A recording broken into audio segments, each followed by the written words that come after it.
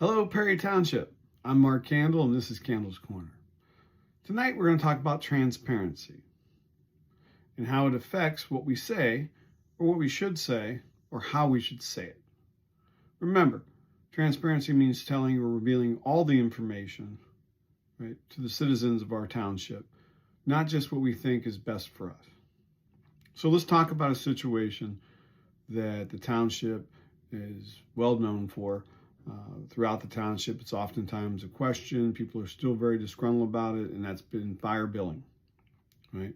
Or the past fire billing. Currently, it's going fairly well, right? And the oversight of that is under Trustee Lisa Nelligan, and she Facebook posted about that and about recovering monies from that.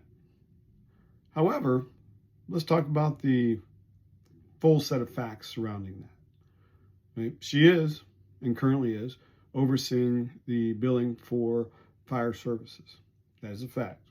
Chief Sedlock is not doing that. She's taken that from his plate and put it on hers. That is true. She did change billing companies, but that occurred in 2022.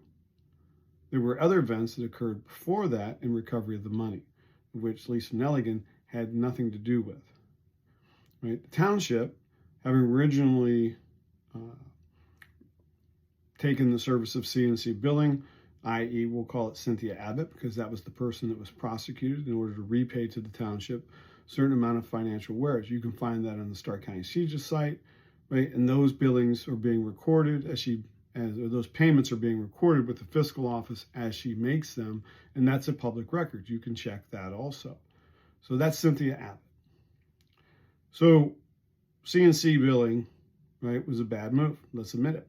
So the township, correcting the situation, went with Life Force Billing, right? Quality company, right? And let's be honest, they recovered $800,000 in past billings, right? $100,000 was not recoverable, right? And $100,000 was not recoverable due to deaths or indigency or a variety of other reasons. That's $1 million right there. And all that occurred prior to Lisa Nelligan taking office.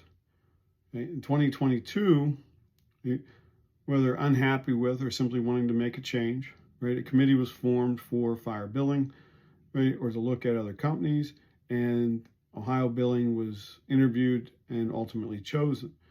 Right? Lisa Nelligan continued on and continues on, my understanding to this day, overseeing that billing process. All of these facts can be found in the fiscal office record, right, and they are public record, and you can find them for yourself. That is the rest of the story, and that is all of the story, and that is transparency. Thank you for your time this evening. Remember us on November 4th, and we'll see you at the polls.